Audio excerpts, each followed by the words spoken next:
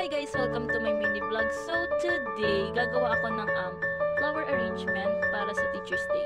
So excited ako sa activity na to kasi gusto ko gumawa ng something simple pero meaningful. Parang ito na din yung way ko ng pagpapasalamat sa lahat ng teachers na patuloy na nagbibigay ng inspirasyon sa ating mga estudyante. Syempre gusto ko din yung bouquet or yung arrangement na gagawin ko is full of kwento at may meaning talaga.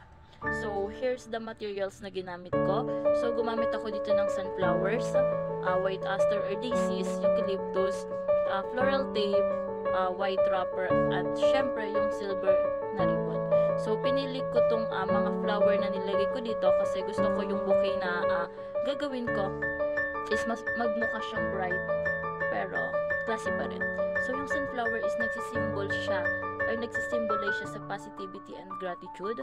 While yung aster naman or yung tinatawag na daisy, simple lang siya pero sobrang ganda. It represents innocent and appreciation.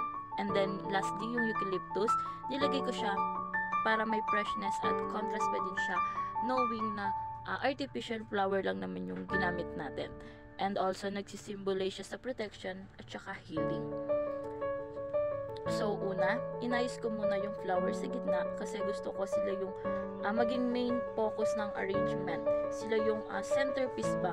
Kasi alam naman natin na ang sunflower is maganda siya. Mabilis niya na nakakatch yung attention ng mga titingin. So, next, nilagyan ko siya ng white aster or daisy sa paligid para mas masoften yung look ng bouquet. Gusto ko kasi may balance sa kulay, hindi puro yellow lang, may konting white para calm and elegant pa rin siya. After that, dinagdagan ko ng eucalyptus sa gilid at sa likod para magkaroon ng texture at depth.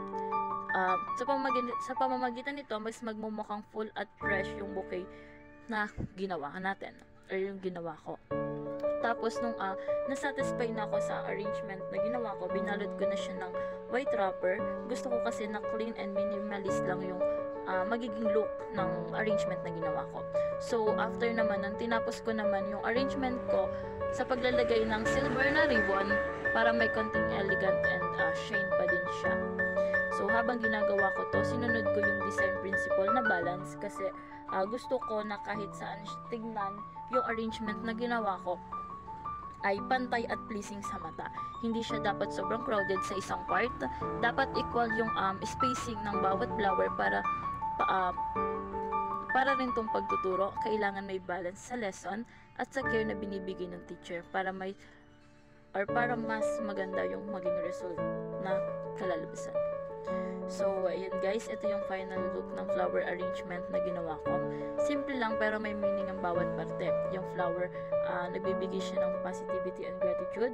Yung daisy or aster naman is appreciation and simplicity. Yung eucalyptus naman is healing and guidance. So, lahat ng nilagay ko is perfect combination talaga siya for Teacher's Day kasi lahat ng nilagay ko ay may values na yan. At syempre, makikita natin yung mga meaning ng mga flower na nilagay ko syempre sa mga teachers natin.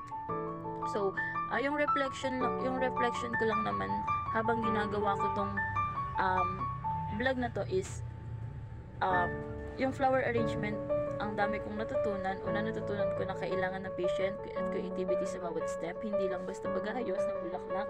Kailangan mo rin ng meaning at emotion sa ginagawa mo.